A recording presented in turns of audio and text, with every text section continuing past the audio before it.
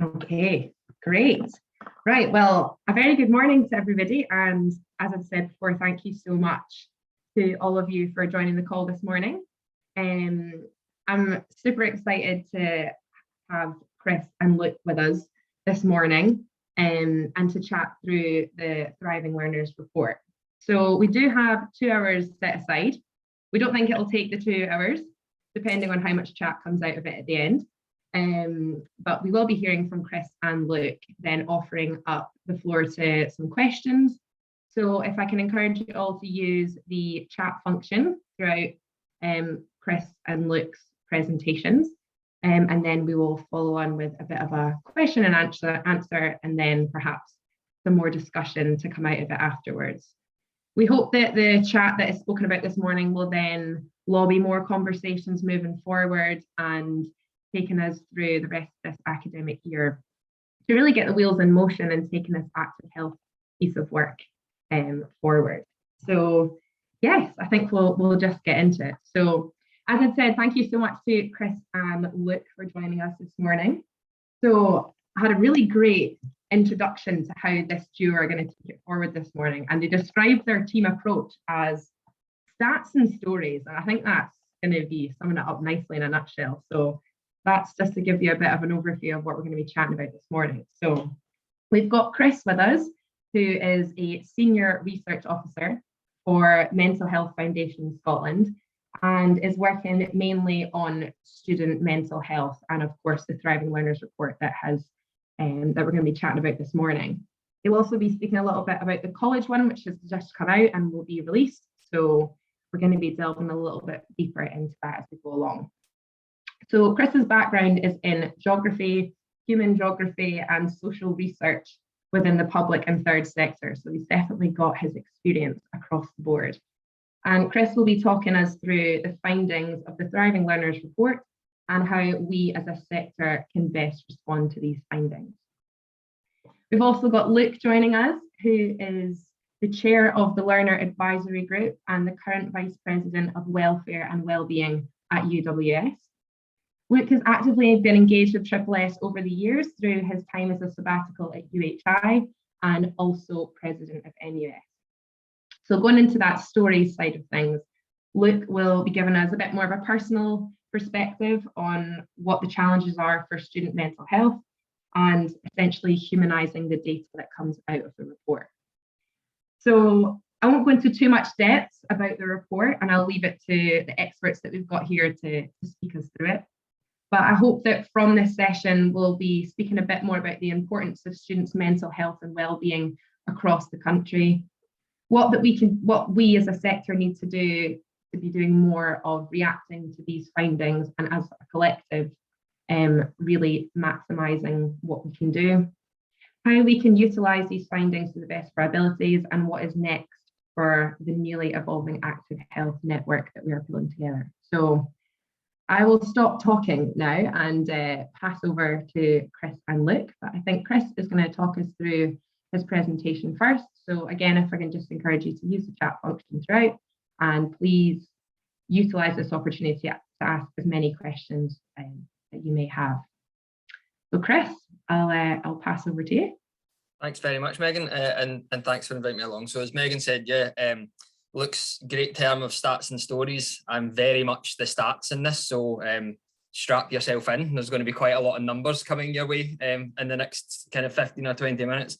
I'll rattle through as much of it as I can in as appropriate a manner as I can for some of the findings, just to warn you, they are quite stark in places.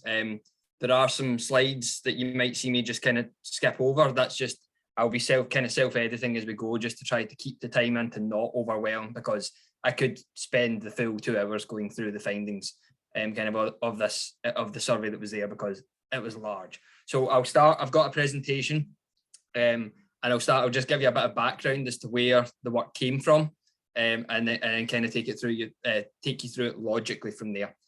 I do have a tendency to speak quite quickly when I get into things. And I'll have the presentation up. So Megan, if there's anything in the chat function of people saying slow down, just interrupt me and let me know. It might happen. But Not a problem. and it's great to see some familiar faces, because I can see Kellyanne and Sasha here, who are both involved in the college work as well. So it's great to kind of have that cross-sector representation. So I will just share my screen just now.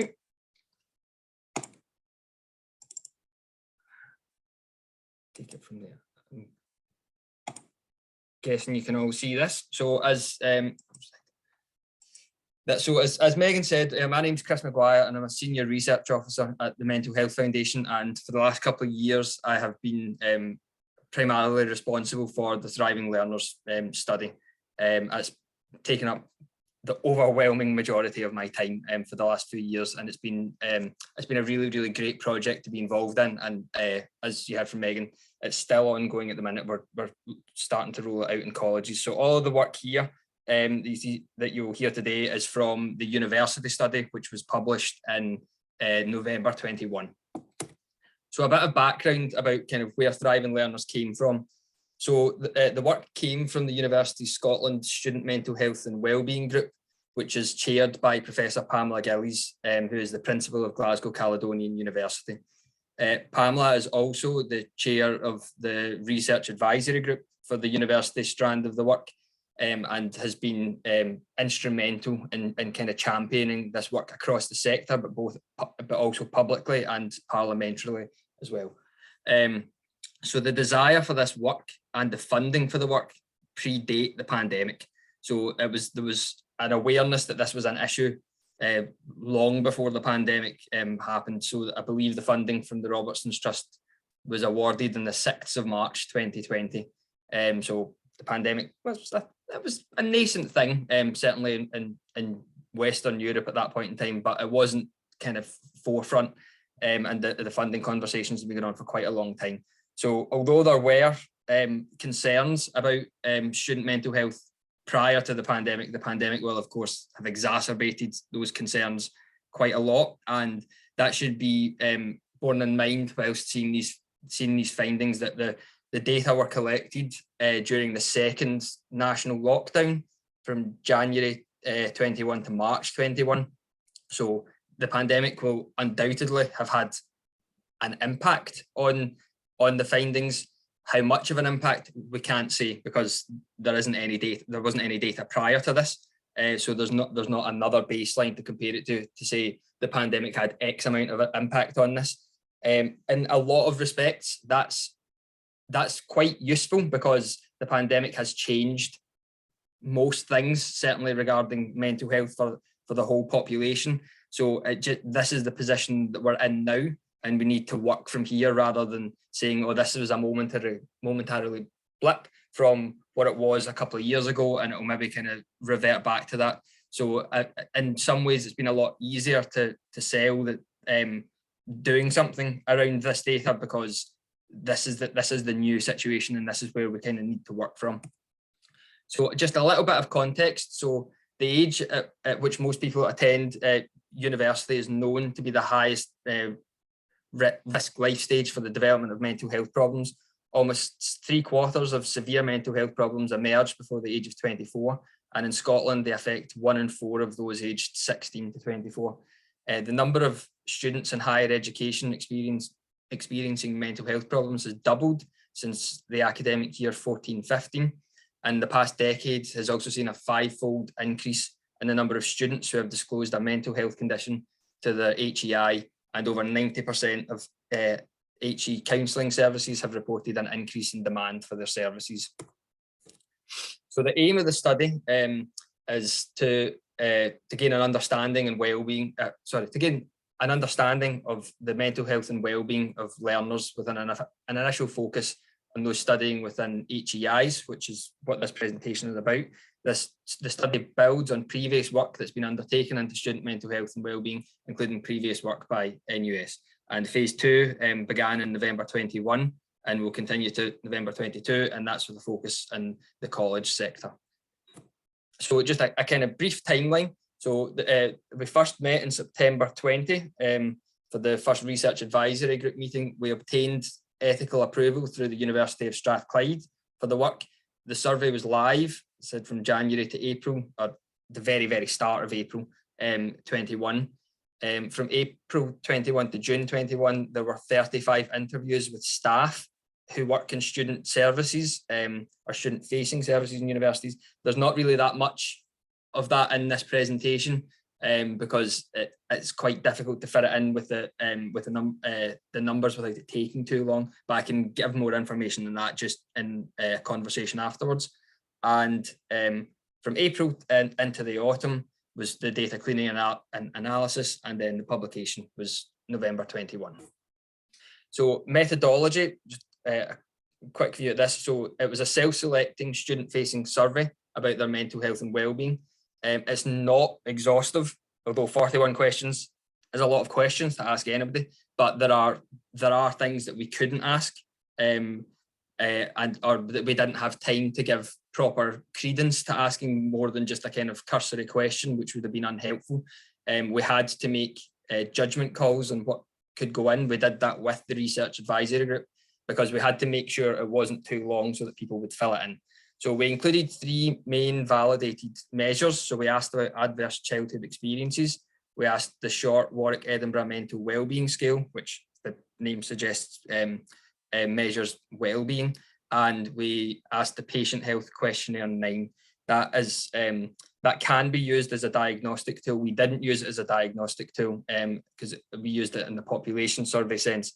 So that shows the severity of depressive symptoms. So it doesn't say this many people are this depressed. It says this many people have this amount of depressive symptoms at the time they filled it in.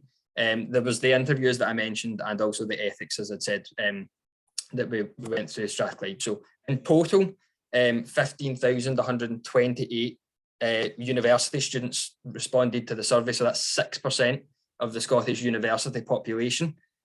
So we were very, very happy with the response rate to that. The completion rate of the final question was 84%. So there was remarkably little drop off from respondents. And that means that no question that there wasn't a rooted question, as in they had to answer another question a specific way to get to that question, had a response rate of lower than 12,700, which is more than 5%. So the 3 validated measures, we used the wellbeing, we had 91% response rate to that, adverse childhood experiences 87, and the patient health questionnaire 9, 85%. So they're all very, very, very strong samples of that. I believe that might actually be the largest ACEs sample in Scotland of any population group, and probably WEMWeb's as well. So demographics overall, I'll quickly just go through these. We were very happy with the sample. The only area where we weren't very close to the overall HE picture was gender, where we are slightly overrepresented in females than we are in males, and we're overrepresented in non-binary and a composite other gender category quite substantially. So it's males that were slightly under. Now that's common with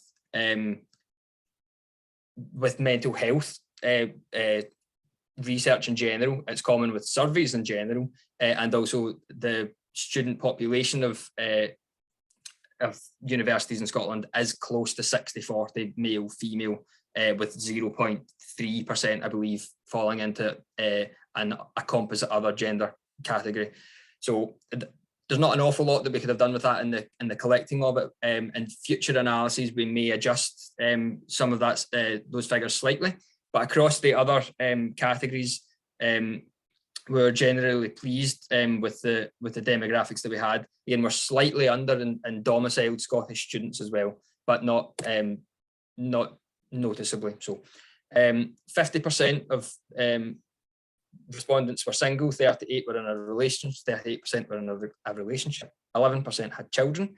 The majority of students didn't have a job at the time, so 57%. We were overrepresented in quintiles 1, 2, and 3 compared to the overall HE picture. We were bang on the undergrad postgrad split, slightly over in full-time students, and there aren't any collected figures on accommodation. But there were 11 categories, I believe, for that question. They are just the ones with the highest response rates, and perhaps unsurprisingly, given the time it was done, most are the biggest response was people living with their parents. So on to some of the findings. So the health and wellbeing kind of headline findings that we had. So the short Warwick Edinburgh mental wellbeing scale showed that nearly 3/4 of respondents reported low wellbeing. Just under a quarter reported moderate wellbeing, and 1.7% reported high wellbeing. To put that into actual figures, as you can see, that's nearly 14,000 people or students filled those questions in their entirety. That 1.7 is 241 people. So 241 students out of near 14,000 reported having high wellbeing. And the way that those questions work is it doesn't ask them, do you have low, moderate or high wellbeing? It asks them 7 questions about how they're feeling, and they answer those questions about how they've been feeling in the previous fortnight, and then a score is generated from those questions, which is how it comes in as a validated measure.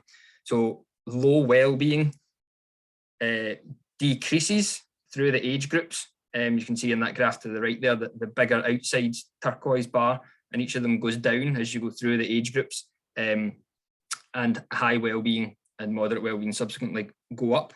It looks like they got quite small amounts, but proportionally they're quite large amounts.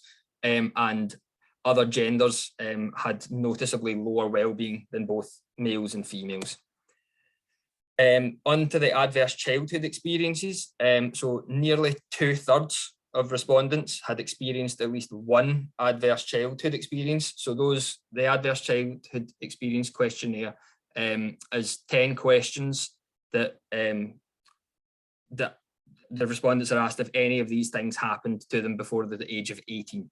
And it's a very simple scoring mechanism. It's out of 10.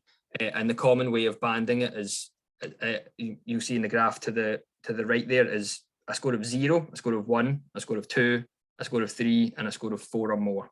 So nearly 2/3 had experienced one adverse childhood experience. Nearly 1 in 6 had experienced 4 or more. Older age groups had experienced 4 or more ACEs more so than younger age groups had, and other genders had experienced 4 or more ACEs than males or females, and you'll see that in the graph to the right. So the kind of greeny brown colour bar on the outside of each cohort there is over a quarter for other genders here. 11, nearly 12% for males and nearly 17% for females. So it's quite noticeably higher for other genders than it is for females and males. We asked some questions on food insecurity and bullying. So over a fifth of students had worried. So on the food insecurity question, sorry, I should note, these were asked over the previous 12 months if they'd experienced any of these things. So over a fifth of students had worried about running out of food. Nearly a quarter had eaten less due to a lack of resources or money, and 7.2% resided in households that had run out of food in the previous 12 months. So food insecurity increased through the age groups. So it was the experiences of food insecurity were higher for those in the 30 plus age band than they were in the 16 to 20 age band. So 1 in 20 households of those aged 16 to 20 ran out of food, compared with 1 in 10 of those aged 30 plus. And again, other genders reported more food insecurity than males and females. Bullying. So there was a few questions we asked on bullying, but the main one was this: so that a fifth essentially of students said that they'd been emotionally bullied in the last semester.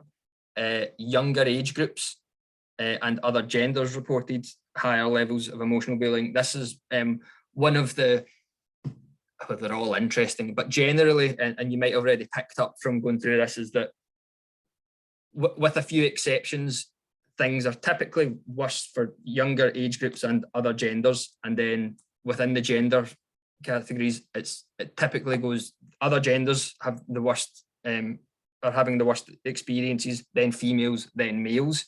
For the emotional bullying question, the other genders and male figures are very, very, very close. and the female figure is quite a wee bit lower. So it's the males and females have switched around in that, and more males are reporting emotional bullying than females. And on to some of the mental health findings. Some of the figures in this section are stark, and I know I've already read some stark things out, but there are some stark figures in this section. So the PHQ-9, so I'll just explain it quickly before I go into it. So the PHQ-9 is a set of 9 questions, and again, similarly to the Wellbeing scale, they're asked to respond to those questions on a set scale, and then a score is generated from how they've answered those questions. And then the answers are banded into none to minimal symptoms of depression, mild symptoms of depression, moderate symptoms of depression, moderately severe, and severe symptoms of depression. So a collective 35.5% reported either moderately severe or severe symptoms of depression, compared with 40.1% reporting none to mild. Again, going back to what I said on the previous slide there, the severity of symptoms generally decreased through the age groups. So, so younger students were displaying more symptoms of, or higher rates of moderately severe and severe symptoms than older students were. And again, other genders were reporting noticeably higher levels of severe symptoms than females and males. You can see in the graph again to the right, that kind of greeny brown outside bar is 16% for females, 13% for males, and 31 or 32% for other genders. So it's noticeably higher. So stigma, over half reported having concealed a mental health problem for fear of stigmatization, and 1 in 6 said that they weren't sure. So it wasn't just a straight up like 56, 44, or 57, 43. So another 16.5% weren't sure if they'd experienced stigma. And again, younger age groups reported higher levels, and other genders reported much higher levels of having concealed mental health problems for fear of stigmatization than males and females. Nearly half had reported that they had experienced a serious psychological issue for what that they felt they needed professional help for. This actually increased through the age groups, and again, it was higher for other genders than it was for females and males. More than 1 in 10, 12% reported that they had intentionally self-harmed within the previous 6 months. And again, that decreased through the age groups and was much higher for other genders than it was for males, females and males. So 30% pretty much for other genders, 13 for females, and 6.5% for males. Okay, on to kind of university experience findings. So a third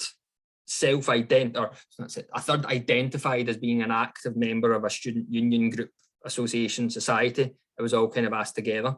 And younger age groups had higher, younger age groups and other genders had higher rates of memberships than the others within their cohorts. These following questions were only asked of those who said that they felt that they were a member of the group, but 72% said being a member of a student group helped them engage with student life. 2/3 said it helped them make friends.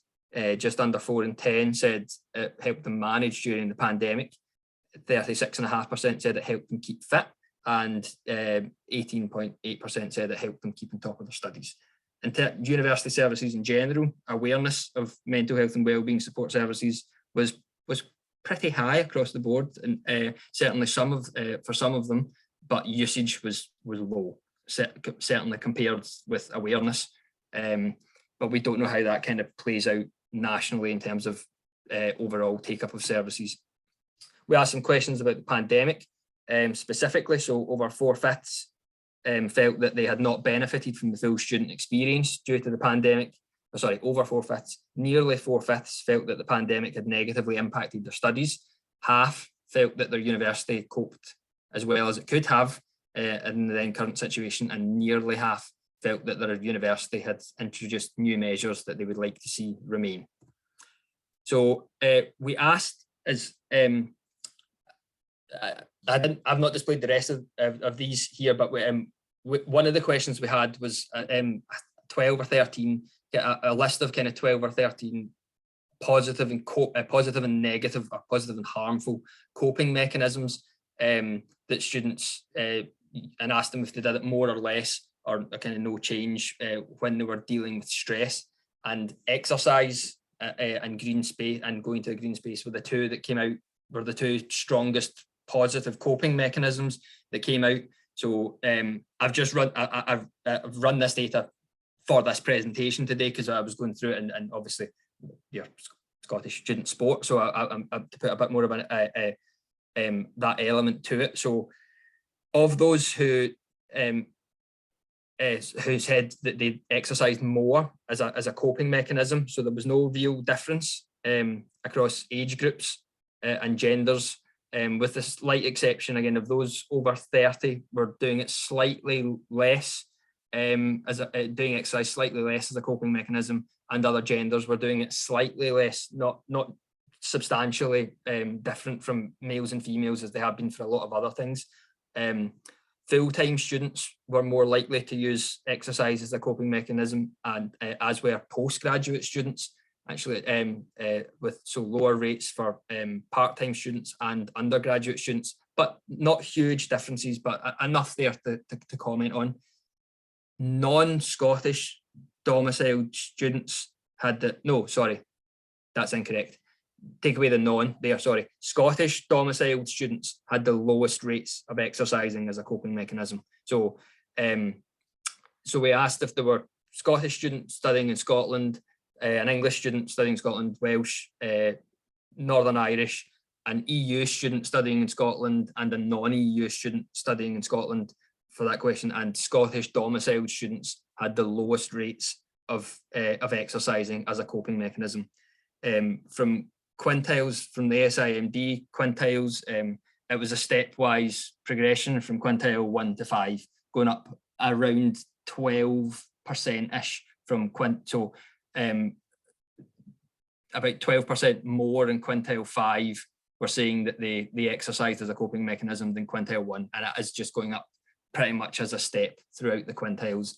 And those without children reported higher rates of exercising as a coping mechanism than those with children. Also, the question that you saw earlier on, with I think it was 36.5% of the people who said that they were in a student group, and that helped them keep fit. So a bit of breakdown of that question. So on this one, there was a large drop off in the age questions, from 40% of those aged 16 to 20, going to 16% of those aged 30 plus. Thought that being a member of a student group helped them keep fit. The other gender figure is lower than females and males, but the actual figure itself for other genders is very, very, very, very low. So it's not. I wouldn't get kind of too caught up in that. Full-time students were more likely to use student groups to keep fit, but again, the numbers were quite low for the part-time students, but the percentages are done within the group, so within full-time and within part-time rather than overall. And undergraduates were slightly more likely to use a student group to keep fit than postgraduates. Again, I don't know how that non keeps getting there at the start, but Scottish domiciled students and non-EU domiciled students had the lowest rates of using student groups to keep fit. And there was a huge difference from quintile 1 to quintile 5. Under a fifth to nearly, in quintile 1 to nearly a half, using student groups to keep fit. So on the back of all of that, we had some recommendations, this isn't how they were presented. I'm not reading out 7 recommendations because it would probably take me about 15 minutes to read them out in all of their glory. But so they were kind of split into these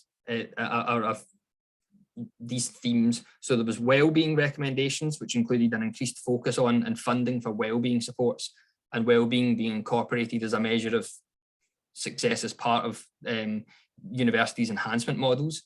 There was mental health recommendations, including NHS and HEI sectors agreeing on the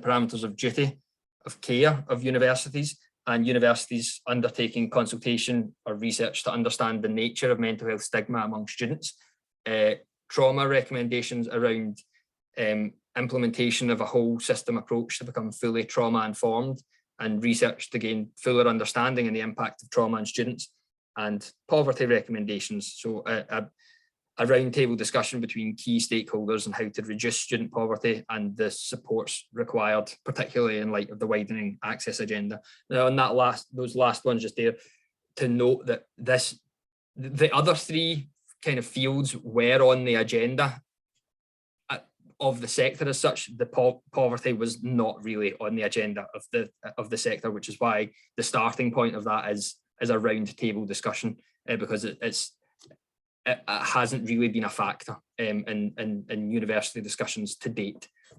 So our next steps, so the college survey is out now. I will put that link into the chat after this. Please send it to any and everyone in all colleges that you know.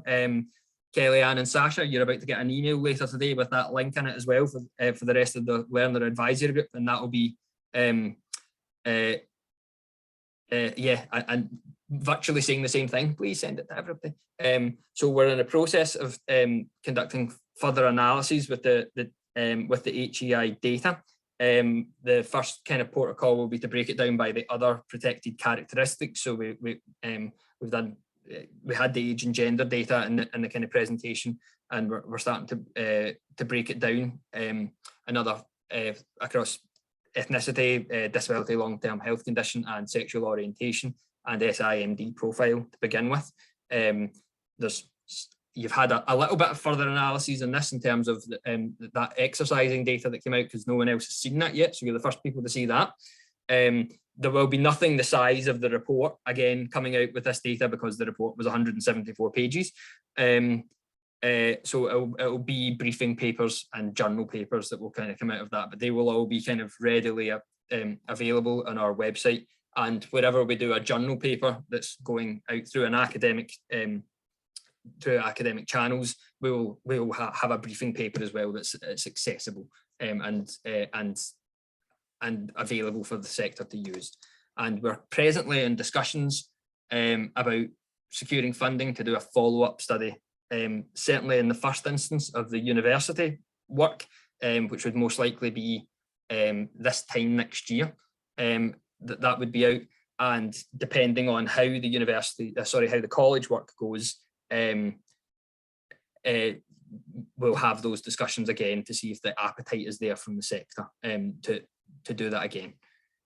And that's me. I hope that wasn't too much information. It probably was too much information. But yes, I'll have a look at the chat and see if there's anything for me. I'll pass it on to Luke. So just to build on a little bit of what Megan said earlier. So sitting alongside our research advisory group, we had a learner advisory group to make sure that what we did resonated with students. Essentially, ourselves in University Scotland could have gone away and written up a survey and sent it out, and every student could have looked at it and said, what the hell is this?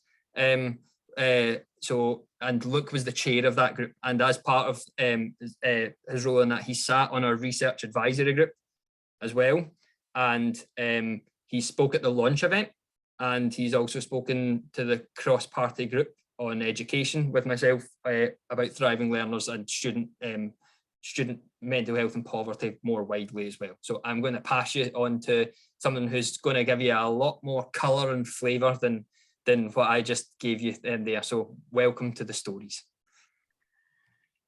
Thanks, Chris. The research shows, as stark as it is, many things we already knew. Students are suffering. Students are diverse, so many of them have unique and differing experiences from one another, but every one of them has come to university or college for the same reasons: to learn, to better themselves and grow. Are our students in Scotland thriving? They are not. The academic pressures, coupled with poverty, caring responsibilities, other responsibilities like having a job or training, all combine to add a level of stress, which for some is insurmountable. The recommendations from this survey highlight some important aspects that can be improved. The gaps and inconsistencies between health boards and universities need to be addressed. A trauma-informed response is an important change in curriculum and service design.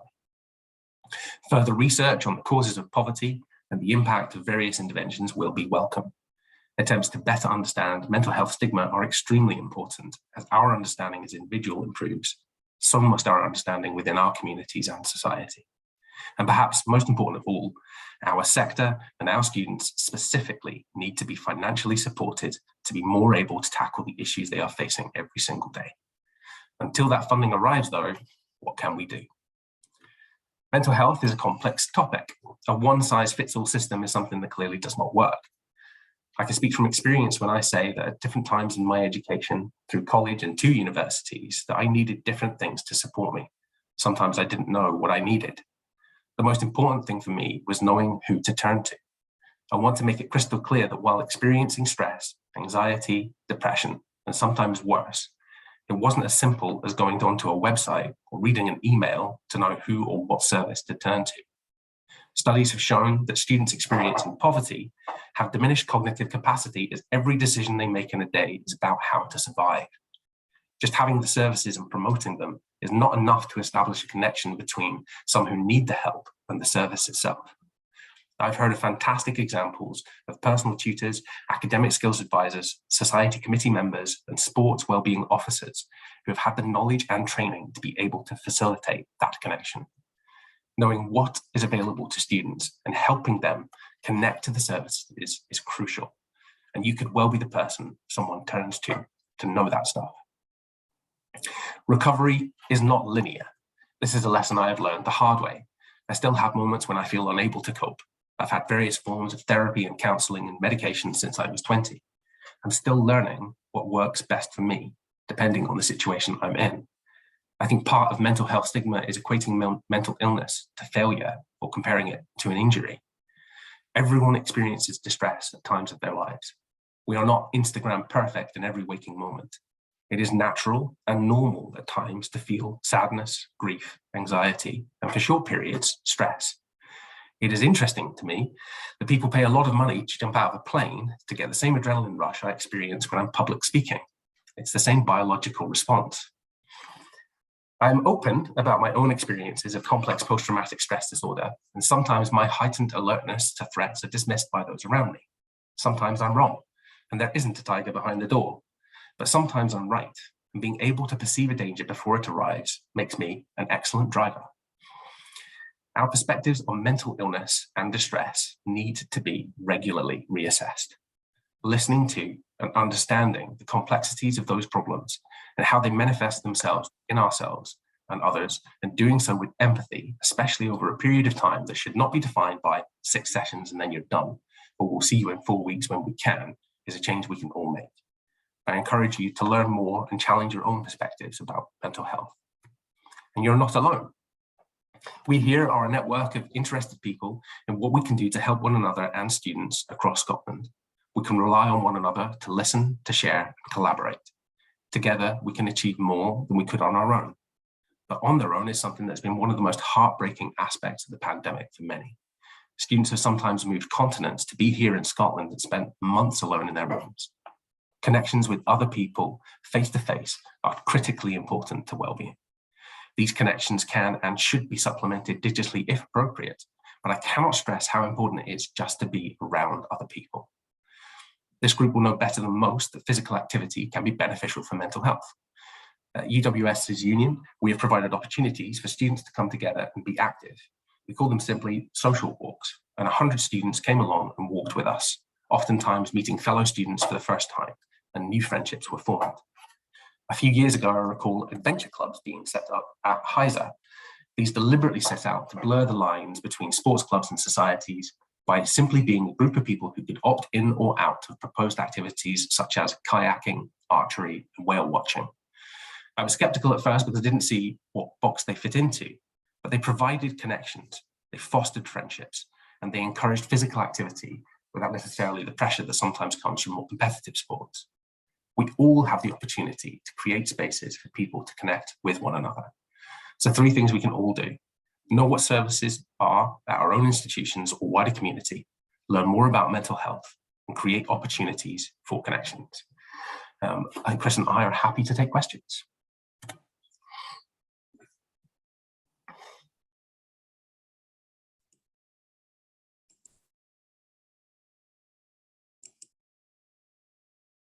Right.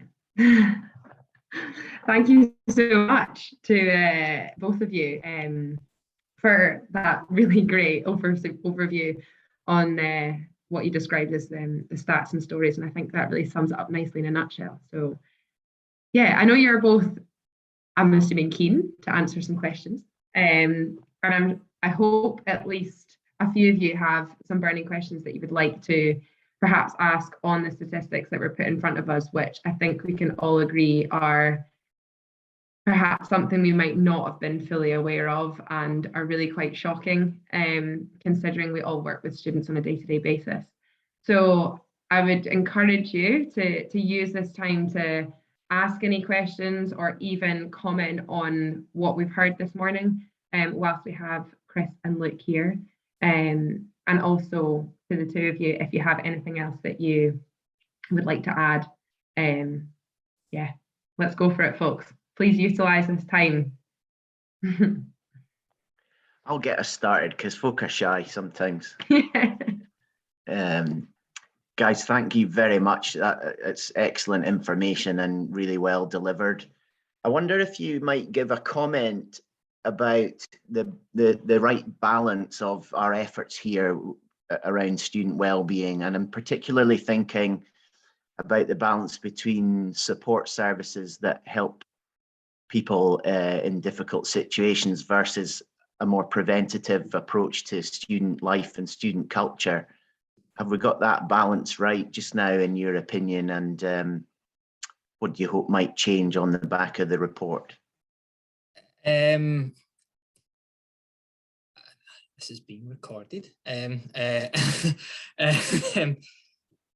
would say there's work to do on the balance at the moment. And I think, if I'm being honest, I think certainly most of the universities are aware that there's work to do on that balance, and have been trying to make student services a more holistic, or have a more holistic approach to student services, and almost having essentially, when it gets to the point of needing student services, almost like a triage system of you go in at a point of entry and you go to the appropriate service.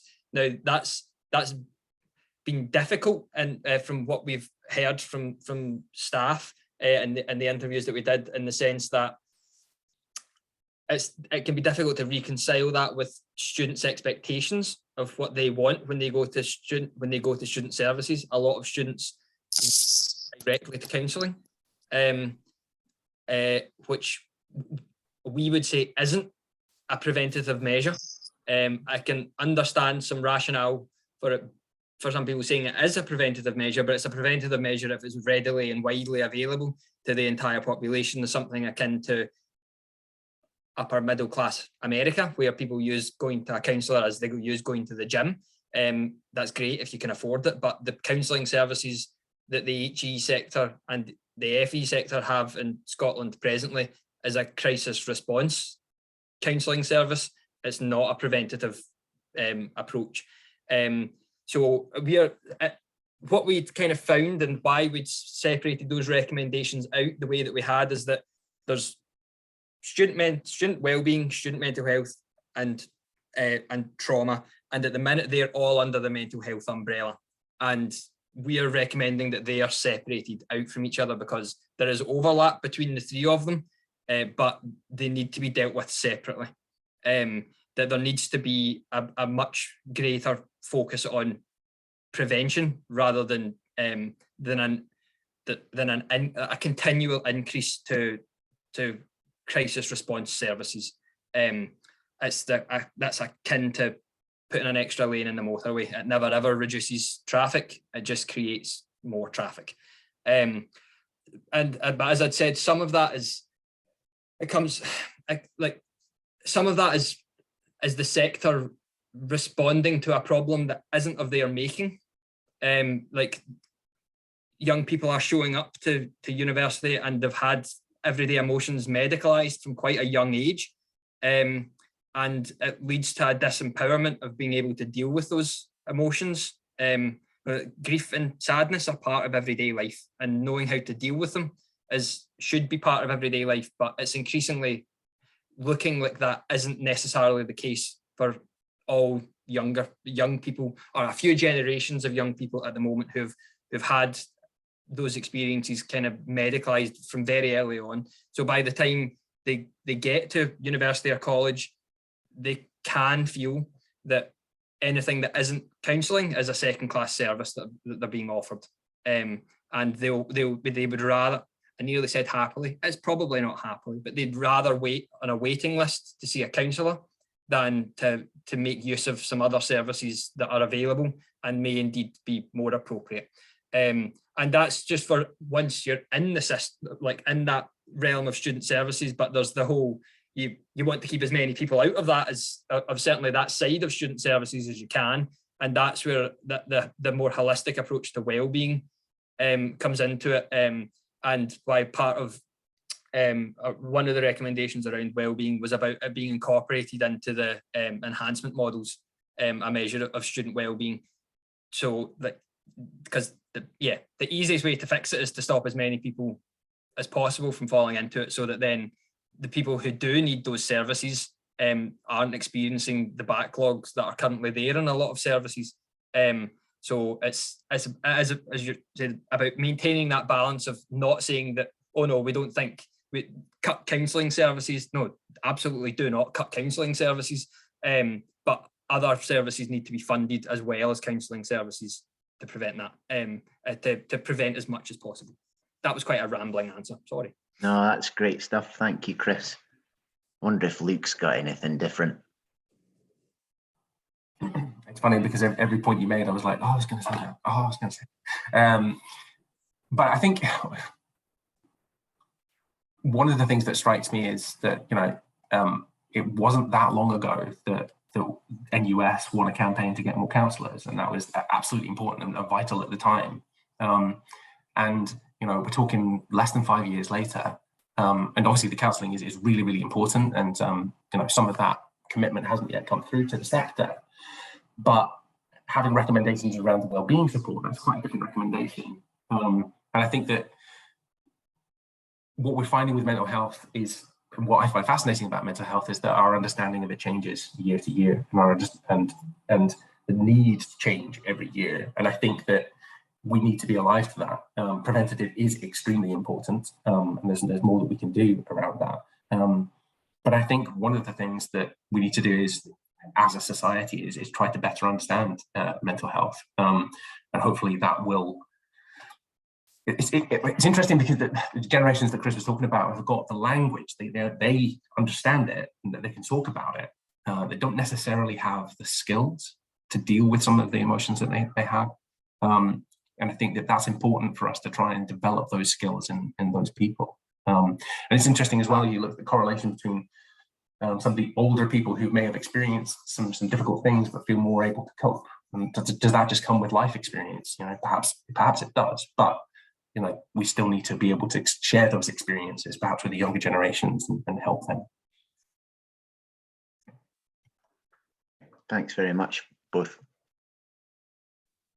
Go for it, Paul. Your hand's up. And you're also on mute, sorry. Oh, it's an epic fail there, folks. Guys, thank you, Chris and Luke, for the presentation. Absolutely fascinating. Some, as you said at the outset, some really stark figures in there, concerning figures. I'm just wondering, politically, in a sense, have you got a sense check yet of response from the sector, from vice chancellors, from senior management? I know it's early days, but I do think this is if not an open door to us in our work, it's certainly a real opportunity, and it's something that we are in dialogue here about regularly, about the role of sport and exercise. And understand mental health is a very complex area, but we often talk about treating the the symptoms are not the cause. And you mentioned about counsellors and funding counsellors. We know from the work we do that a lot of these issues can be at least lessened and addressed through the work that we do. So what's the sort of response that you've had to date, please? All the principals are behind it. So University of Scotland have unilaterally accepted all of the recommendations and are implementing them on behalf of the sector where they are. So the work was done in partnership with University of Scotland. The sector asked for the work. They asked the Mental Health Foundation to kind of come in as an independent public mental health charity, so that it didn't fall foul of some lower case political issues of what institution was doing it and why, and you would know how that would pan out, Paul. But so the response has been positive. It's been certainly from the sector. It's been what we'd hoped it was going to be. So the principals were aware of the findings before they were published, so they were given insight. Now there was obviously an initial. And then followed up by it helps their case to ask the government for more funding, essentially, and that's where the conversations are now moving towards that field. So Mr. Hepburn spoke at the launch event, and as I mentioned just at the end there, myself and Luke presented to the cross-party group on education. And we are also, I found out yesterday, just presenting to the cross-party group in mental health, Thriving Learners later this month. Well, more broadly with NHS work, but Thriving Learners will be a part of it. And we're seeking to get a parliamentary session later in the year on it. So what we really have on our side with it is the size of the survey. Like it's a population survey, essentially. So it makes it incredibly difficult for it to be ignored. So far, and as you said, it is early days. I'm hopeful of certainly the sector's response to it, and their desire to want to change something. Now, a lot of that so far has been driven by Pamela Gillies, who's the elected lead member for student mental health in the university sector. And she's really got the bit between her teeth about it. So I'm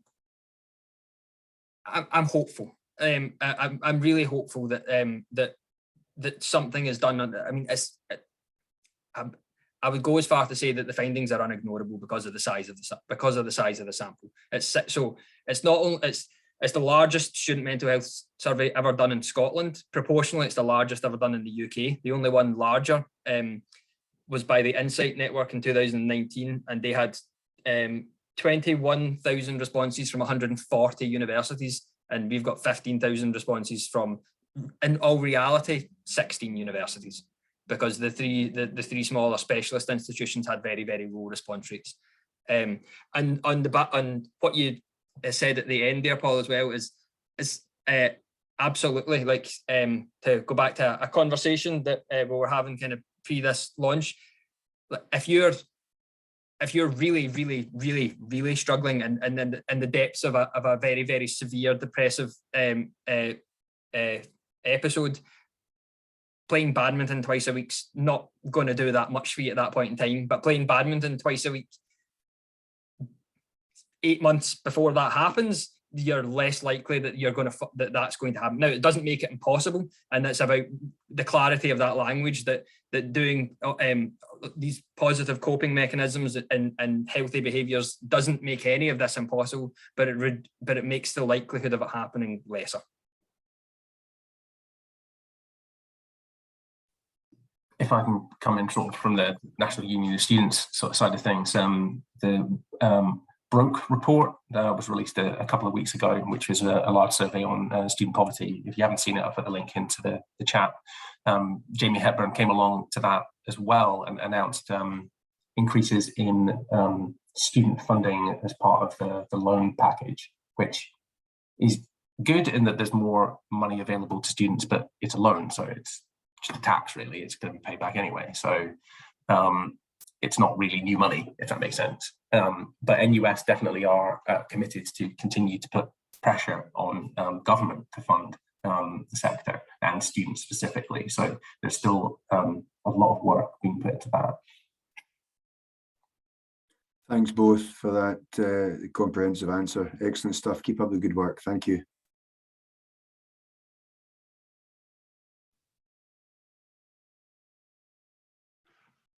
Okay, on you go.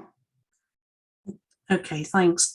I think this has been really, really interesting to listen to. And I've got so many questions. However, I will try and reduce it down to there's three things, so you can touch on any one of them. Okay, one is, and I know we're being recorded and I have to be careful what I say, but the cultural change side of things, what can we do to ensure that this is not lip service and that it actually becomes real embedded change and cultural change? Because that takes time, and getting that, it's great to have principals on board, but you've got to make it through to all levels for it to be real. So that's one question. And the other one, I'll cut it down to two. Okay, I'll make life easy. The other one is, what do we do about the NHS links? Because that is so difficult, particularly in the current climate, post-pandemic, but it's really integral to being able to get support for people who really need. Universities and colleges are not the NHS and should not be. And how do we make sure that we're doing that? We're often finding that we're in the role of providing services because the NHS can't, and it's kind of worrying. But obviously, I understand the current climate, but what do we do about it? I'll shut up now. Thank you. Great questions. And again, being recorded. So I'll take the second one first. Yes, I mean, part of the initial plan for this work was that there was to be certainly in the interview side of it, more work done with exploring the NHS link side of things with the NHS. Obviously, nobody had access to the NHS and kind of the timescales that this was happening, and we thought it was. We would need to approach that from the kind of student services side. Now, we got a lot of information on that that's in the report from that it's yes. So one of the recommendations is definitely that we've said that the NHS, Scottish Government and this HEI sector to begin with need to agree what the parameters of university duty of care is to their students. Should universities be providing mental health support for long-term and enduring and severe mental health conditions to students? Absolutely not. That's not a university's, but they're not a care provider, they're an educational institution. They have a duty of care to a point in providing counselling, but they shouldn't be providing long-term support to students. As you said, that's the NHS's job. That's why the NHS is there. So we've called for them to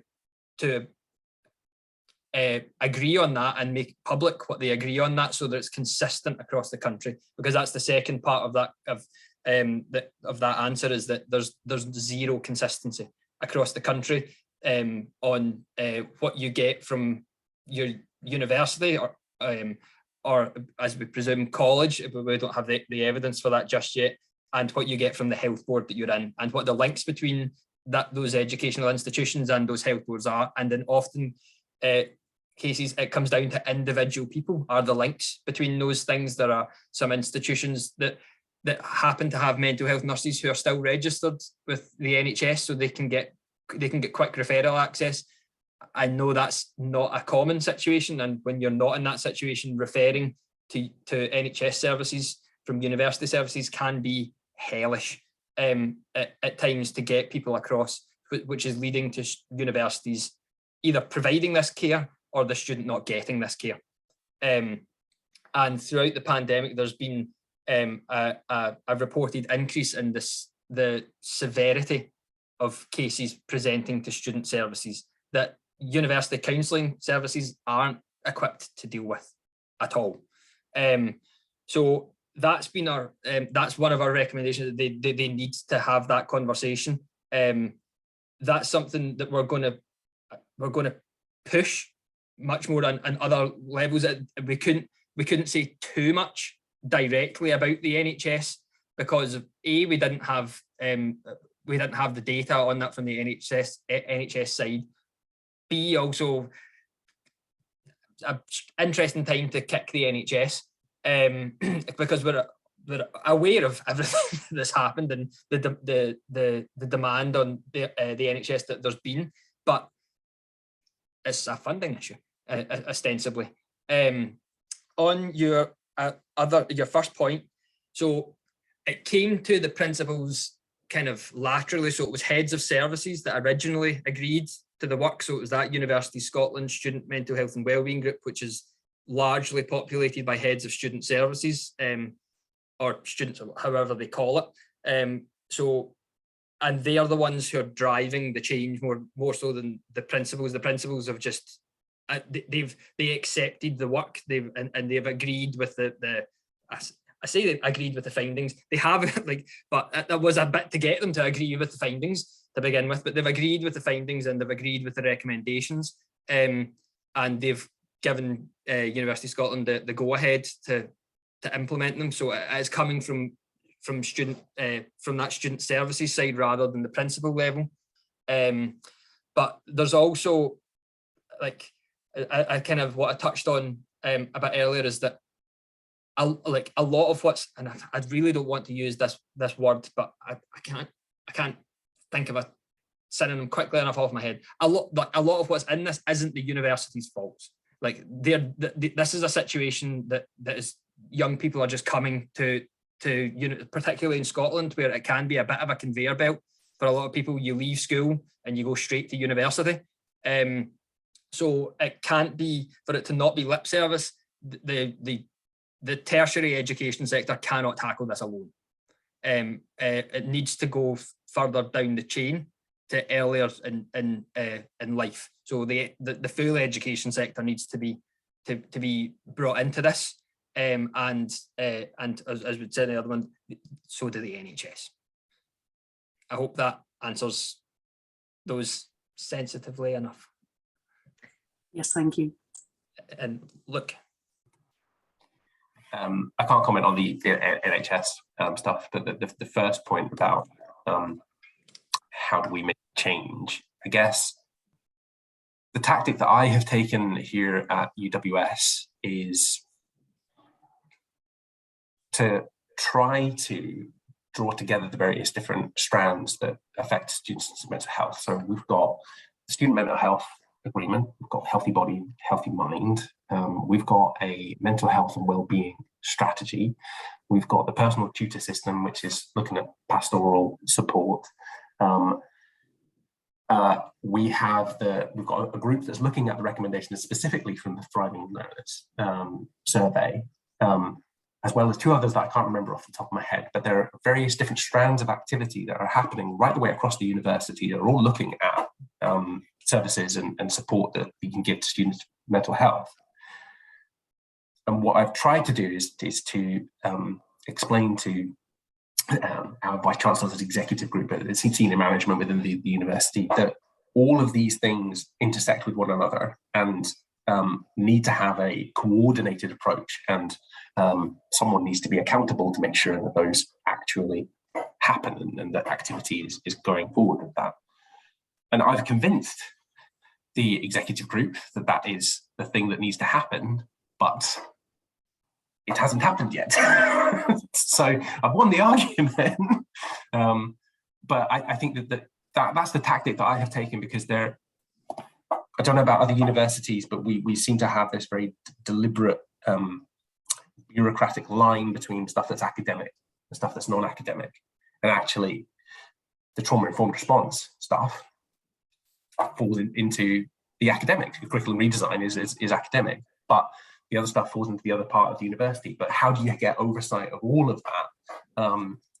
It's complex. But that's what we've been working on. I guess the other thing that is perhaps a little easier, low-hanging fruits, is just to look at some of the things that we can do on the ground. So, the social walks that we organised is something that, provided that there's chance for getting together. Jonathan, who's in the call, and I meet every week to discuss healthy body, healthy mind. We're looking at, for instance, yoga, trying to find a place where we can do that collaboratively between Team UWS and Students' Union. But looking for simple opportunities where we can organise things, activities that get students together, or that promote the services that are available to students. So I'm looking at doing, as part of the Student Mental Health Agreement, there's I think it's step 5, which is the mapping exercise. But actually that's really, really important that students see the mapping exercise so that they know what services are available to them. And I think that might be a good output from the Student Mental Health Agreement. Thank you very much. That's really helpful to just get steers, because there's so much to do, and we've got to get the focus right. Great. Stu, I'm not sure if Luke's answer actually kind of gave you a bit of an answer to the question that you popped in the chat. Oh, my screen's just frozen. Sorry, folks, Wi-Fi. But Stu had popped in the chat just to Chris and Luke around if you agree that social prescribing might provide a good route for universities and colleges to connect better to the NHS in a progressive and constructive way. And if so, how can this be influenced in a collective way? Everyone's got good questions today.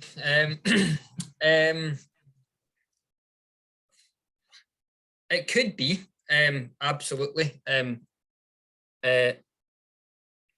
Yeah, something to explore. It would need to be as like, it comes back to kind of a little bit of what I said to Kate there, is that it would, in the now unusually, because not often that things like this work well that way, but it would need to, I think, or certainly I feel it would need to come from the top down to begin with. So it would need to be agreed very, because if it's the likelihood of, as at the minute, if it was to be implemented in any way by individual institutions, then it goes to that increasing patchwork of inconsistency across what institutions and statutory bodies are providing in different areas of the country. So it would need to be done at a very, very high level to begin with, that have an agreement that's how it would play out to ensure that consistency, which is something that plagues student services and NHS services in the country, or across the country rather. So should it be part of the conversations? Absolutely. How do we collectively influence that? Good question. I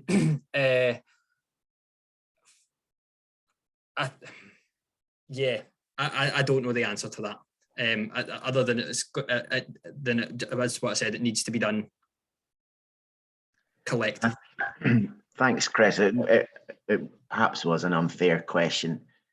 It's just interesting to note that, this, I think people are reflecting on the gap between health and education here, that there are similar gaps between health and sport and education. And there's a few of us in the middle of that Venn diagram going, over here, it's actually not that. It's not complicated. What we need, as you've already pointed out, both of you, is a coordinated approach to activity and, life on campus. And I don't know, I wrestle with whether we should be knocking everybody over the head until we get some resource from somewhere, or whether there's a more elegant approach. But it does seem to me that we do need to work those three areas a bit more closely together: health, sport, and education, to try to somehow get that sorted out. So I'm just nudging away at the edges, guys.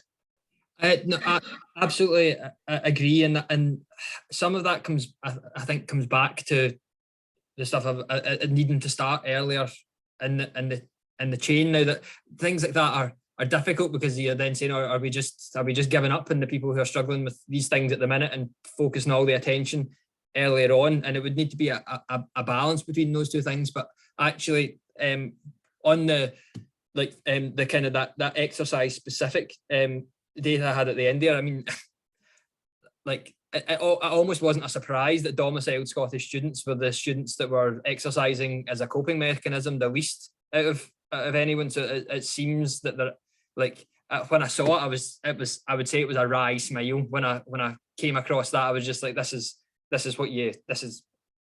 sadly what I expected from that. So so you can see that those gaps are, like,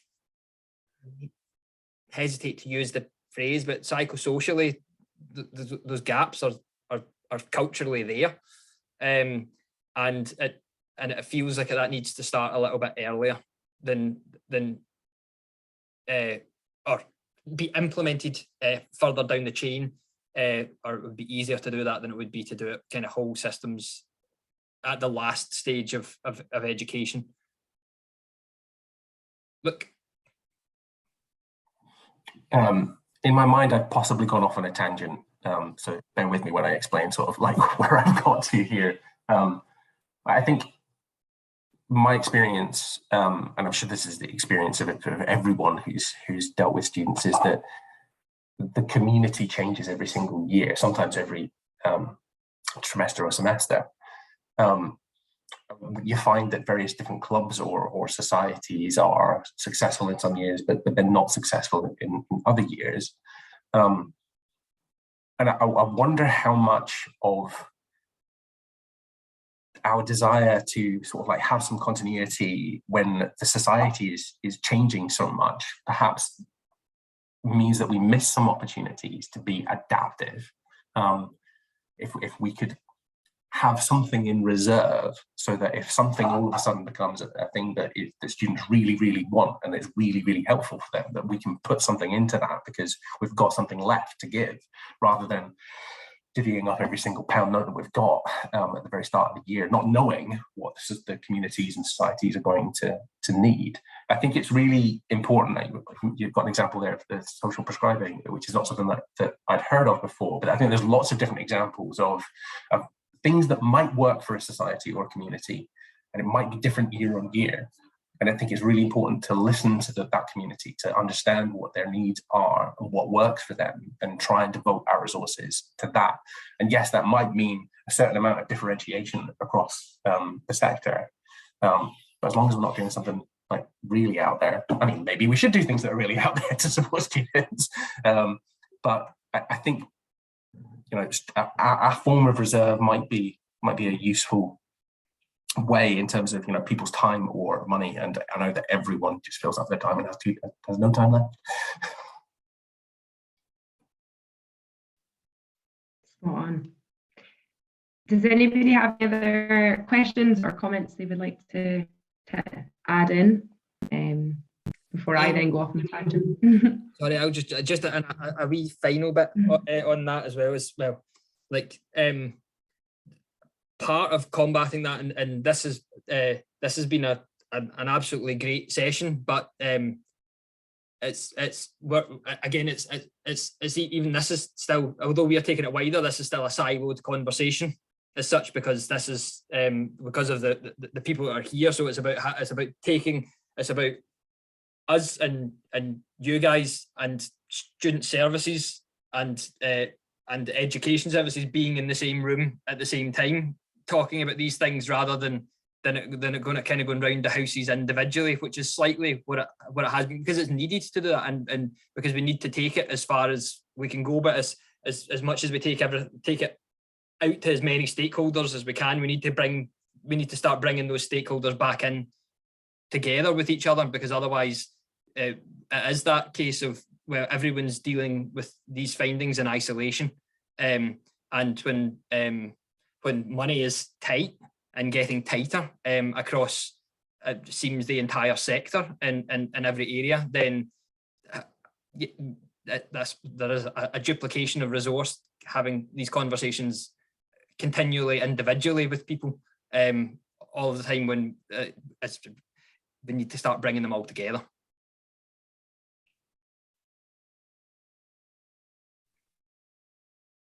A lot of nodding heads. That's what we love to see.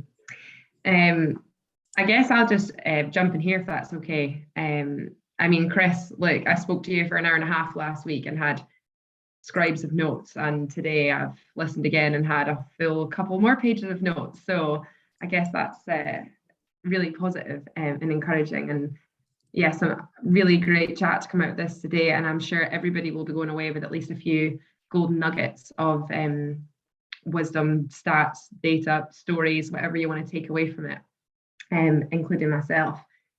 I guess just honing on a few of the bits that you'd spoken around, you know, the stats that came out about students using coping mechanisms, the ones at the top being around being active or being a green space, which is obviously music to our ears all sitting here, but it's now what can we do with it? It's great to hear it. It's not things that we don't perhaps know, but what do we do with this now? So I guess my question for you would be, or to both of you, should I say, would be, what advice do you have for SSS, but also the wider network?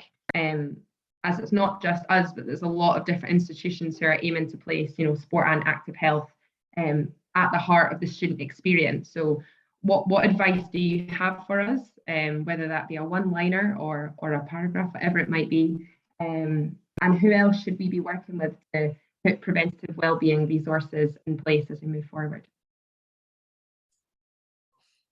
A lot of really good questions. First, before I get into that, what I will be interested, so we've asked the same set of coping mechanisms in the colleges survey, and I'll be interested to see if the accessing a green space comes out quite so strongly, because obviously from January to March last year, that was just about the only thing you were allowed to do, was access a green space once a day. So I'd be curious to see how much of an impact that the timing of that had on that, and to see what the differences might be in the college one and a future university one, where obviously society is broadly a bit more open. But on the exercise one, the kind of, in fact, actually maybe benefited a little bit from that as well. But as I said, it's very, very difficult to know what to extrapolate out the impact of the pandemic on any of this. I think some of it is akin to the mental health and well-being conversation of moving it from a kind of sport to activity space, where sport as a thing, as a concept that people have a notion of from quite a young age, and certainly a notion as to whether they like it or enjoy it or feel they're good enough at it to do things, and a similar notion that mental health is a concept that people can identify with, and they see bits of it, they say, oh, or they steer clear, I don't want to talk about that, absolutely no way. But when it's framed into mental health, when it's framed more about well-being and just how to look after yourself, that's a much easier space for engagement, and it's a much safer space for engagement, where you don't get some of the things that certainly that staff members were starting to say, or anecdotally say in the interviews, where like there's an identification quite readily with mental health concepts, but it's not a full understanding of it, and there's a oh well, I've got these 3 symptoms off of this list, so I must have this, or somebody told me that this was that once, so anytime I feel like that means it's this, and that I personally don't feel that that's a particularly healthy place to be in as a society. It's much better if we know how to deal with the things rather than necessarily know what the names are. For the overwhelming majority of people, there are obviously exceptions, and very strong and severe exceptions to this, but by and large, most people need to know how to deal with a situation rather than know the Latin name for it. And I feel that for SSS and implementing and taking forward some of the kind of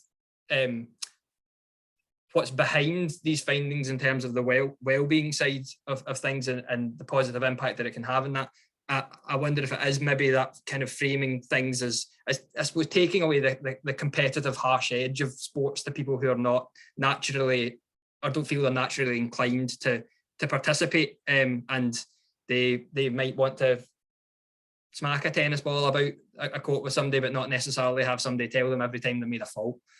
But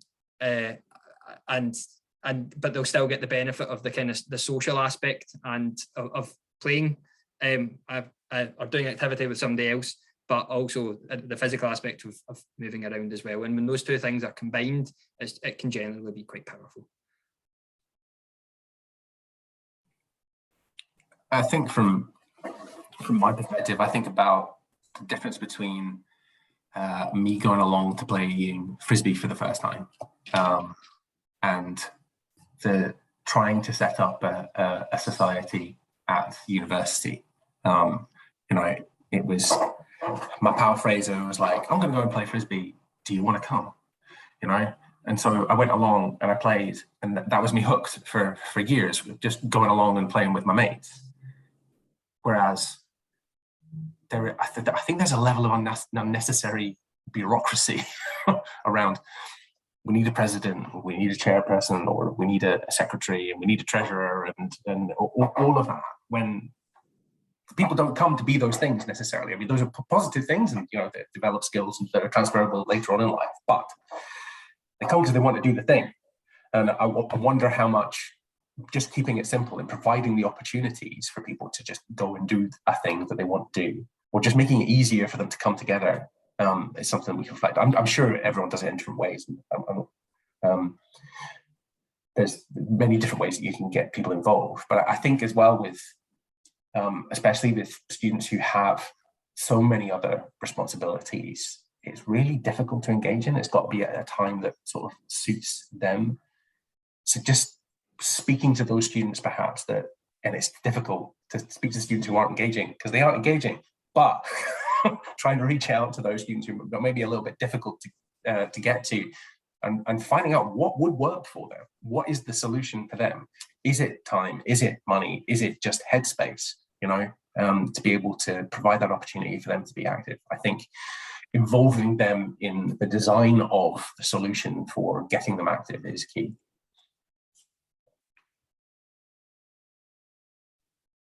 Spot on.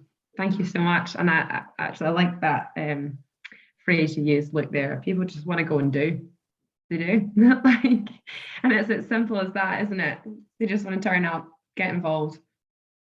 And like you say, take away perhaps any of those barriers or things that kind of make it less appealing, I suppose, to be inactive. Right. Does anyone have any last bits they want to throw in whilst we're on the call? Ian's come off mute, so I feel like he's ready to come in with a storm at the end. I don't know if this is a good one to finish with or not, but I'll go for it. Back yourself. I think I really, I was going to say enjoyed listening to this. I haven't enjoyed listening to it. Sorry, folks, but it's obviously a big challenge for us, so it's really important stuff. I think if we move away from mental health and look at more well-being thing, and this is more for us as sports people, and even sports people away from the student sports sector. I think sport really needs to have a look at itself to figure out how it gets people involved, how it retains people within that. And if you look at Scotland as a nation, we're not very healthy. And actually we need to take a step back away from, I think, from what we've always done to try and do things a little bit differently. And I think you mentioned, look, about the going and playing sport and just going and having a game. But that just doesn't happen at any age group now. So I'm sounding like an old codger here, but I've got two sons. They don't go to the park to play football. They never have. I've taken them to football and they've got the gear, and somebody takes them to play football and they do this and they do that. And people consume sport and exercise in a vastly different way. So again, looking back to sort of how we're bringing up young people, we're not bringing them, you mentioned having the skills to cope with things. We're not providing them with these skills because we're actually taking the kids everywhere and doing this and doing that. No one falls out of trees anymore. No one climbs walls. So, we all need to take a step back, and it's how we're at one end of the education spectrum, but actually we've got a role to play to actually say, look, this is what we are finding when we speak to primary education partners. This is what we are finding. This is the challenges we have, and that osmosis of ideas I don't think necessarily happens. From a mental health point of view, but from a physical literacy point of view, from an engagement in sport and just in general well-being, I don't think that necessarily happens. I think we need to do far more of that.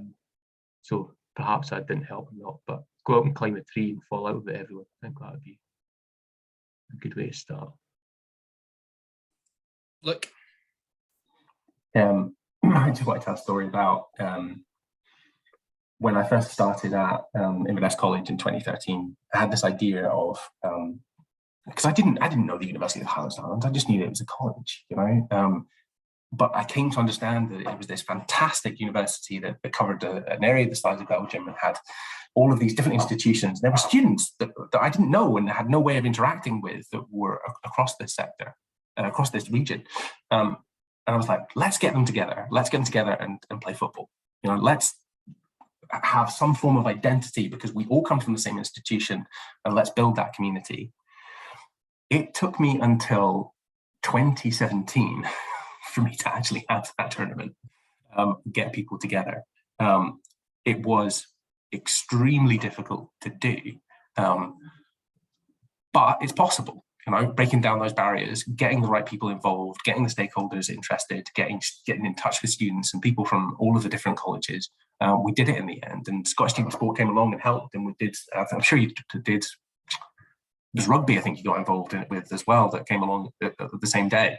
And it was fantastic. It was wonderful. And I scored a goal for Murray Ladies, which was fantastic. I really enjoyed it. But it was, you know, it is possible for us to do it.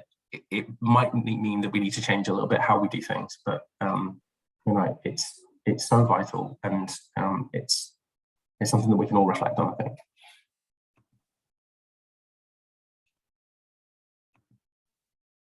Chris, you look like you're coming in with some brammers there, but you are on mute, unfortunately.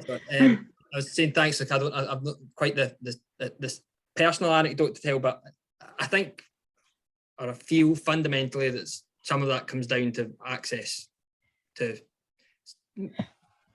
services is the wrong word, but we'll say services. If we include a football pitch, a community council-run football pitch that's actually playable on. And I think that some of that is borne out by sorry, we've got a visitor. Come on, Stella, off you go. Some of that is borne out with and some of the data there. And I know when I spoke to yourself, Ian, and Megan last week, I gave you a little bit of an insight into that, certainly in terms of the SIMD data, where and student sport group membership is quite stark from quintiles 1 to quintile 5 in terms of differences.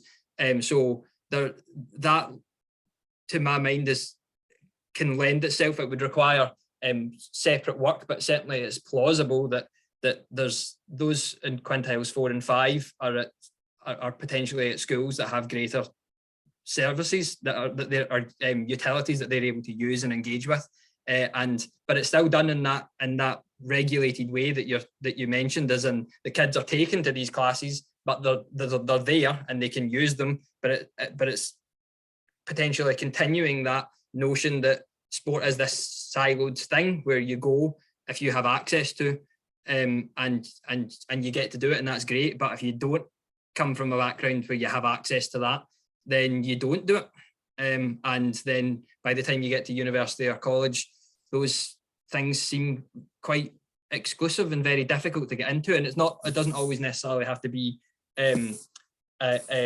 poverty and poverty like circumstances in their truest nature. It can be poverty of experience, because you've never experienced those things before. So why would you go and see all these intimidating, incredibly active looking people with all of this equipment that you've never seen before? Why do you think that that's a place for you if it's never been a place for you until that point? But how we get round getting more community facilities that people can use and just go and play in is, I think, a bigger question than we can solve here. But if you're standing for office anytime soon, I might cast you my vote. Shona, would you like to jump in? You've got your hand raised. Yeah, I think it's all been really, really interesting. And I do think it is a very big picture of what we're looking at, and we're talking about like kids. I totally agree. Kids play in different ways. We take them to play opportunities. You know, that freedom of being a child and going out from dusk to dawn time, or dawn to dusk type thing is gone. And I think we need to look at ensuring that active health is wider than recreational sport. And it's about, I mean, me personally, I am not interested in sport personally to participate in. I enjoy activity and other things, and there's a lot of people out there that if we talk about sport, and we understand when we're talking about sport, we're meaning lots of activities and opportunities, but the wider population, when they hear the word sport, I think more often than not think competitive sport. So I think that's something we need to be aware of. And I think we also need to remember that for people to be active, it might not necessarily be in our centres. It's about giving the lifelong skills that they can build on their own intrinsic motivation to change habits. Because it's like anything, if we put it from the external, it's never going to be as successful as if someone truly believes for themselves. Because if your beliefs are changed, then your behaviours will be much more long lasting. So I think that's quite key just to bear in mind. Again, I think the social interaction is probably even more important than the physical interaction or the physical benefits you get from being active, because I think you will gain them by being more active, and you will be more active because you enjoy the social engagement with people. That's what attracts people to it. I've got a dog, a squirrel's obviously gone past the door. So yeah, I think it's just to consider some of those aspects of it as well. But I think we look at our students, we might not necessarily make these huge changes right now, but our students will be future parents of the future students. And it's a generational thing. It's not going to be fixed in a year. It's a much longer picture, I think, until we see a change for the better, and a substantial change. I'm going to mute because he's going daft. Yeah, no, I think a lot of the points you just made there, Shona, this was a conversation I was having yesterday. And it kind of goes back to what we were speaking about earlier on when Chris had said about that top-down approach. You know, if students are sitting in their lectures or seminars or whatever, and there isn't any buy-in or like, no one's speaking about being active, or even halfway through your session encouraging students, if you can, get up and move about, or take 10 minutes, like refresh yourself, go outside, get some fresh air, do something other than sitting down or sitting on your phone. Be more present in what you're doing. Referring back to what we spoke about before, go out to a green space, like whatever it might be. It needs to be have that drip feed effect down, not just through, like you're saying, the people that are already engaged, people that are already active, the staff members that know that that works. There's a whole university or college of staff that are also front facing with students, and they need to also be encouraging that as well. And I suppose taking their own advice of being active themselves and encouraging students to be doing more of this for their physical and mental health. So yeah, I think it's a across the board thing that, you know, we're not going to change overnight, but if we can do something in our time, then it's better than nothing, and it's conversations that need to be happening across the board. So yeah, solving world peace here, folks. Some really, really great conversation that's coming out of this, and the hope from this is that it doesn't stop here, that this is just the start of more of this as we move forward in my own role as sport and active health coordinator, but you know, broadening this network. And hopefully, Chris, some really great work comes out of the college survey as well, which we will obviously as an organisation push out to our college members to encourage many students to complete that survey as possible. I'm mindful of time. I said, I don't think it'll take the 2 hours, but we're fast approaching the 2 hours because this conversation has really brought to light some great topics. So I don't know if Chris and Luke, I know I'm mindful you've spoken a lot, but I don't know if there's anything that you would like to say to bring it to a close. But if not, I'm happy to do so. Just to say thanks again for inviting us along and engaging with it with a lot of very thought-provoking questions. Some of which were easier to answer than others. but it's not a place for it. It's not a subject that needs the answer to easy questions. It's a subject that needs the answer to difficult questions. So they need to be asked before you can have an answer for them. I put the link to the college survey in the chat there. I'll put my email address in there as well, so that if anyone's got any further questions or anything, then they can ask. And I'll do what I can. We're quite tight on resource and being able to do like much at the moment to do much more in-depth analysis, but of anything. But if you've got any questions or anything, I'll see what I can do, even if it's just kind of more generally. I'd be happy to take any questions that people think of, because you always leave this and go, I wish I'd asked that. Because I'll leave this and say, oh, I was supposed to say that. But yeah, thanks very much. And thanks for me. Thanks for having us along and for being interested in what we're working on, and asking some really, really excellent questions. And keep in touch. I'll put my email address in the chat as well. If there are other questions that you think of that I'm able to help with at all, or ideas that you might have that you would like to chat about, I'm welcome to help in any way that I can. And I know you both said thank you, but I think the thanks is from us to both of you for your time, putting those presentations together, letting us, go gung-ho and passing out all these questions. So you've really gone over and above, giving us your time. So thank you so much. And also a huge well done on pulling that incredible report together to give us this opportunity to speak about it. And I know we've said it already that this, the stats and stories that have come out of it is really quite shocking, but without knowing those stats, we're not able to take them forward and go forward with what the next plan is across the sector, internally and collectively. So yeah, thank you so much to all of you for joining us and for engaging in the whole conversation, for asking questions, for being fully engaged. And I hope you can take some gold nuggets of info away from this. And yeah, thank you so much. I look forward to seeing you in the near future, but I will bring the recording to a close, and I hope everybody has a topper of a week. Thanks, Meg. Thanks, Megan. Thanks, guys. Enjoyed that.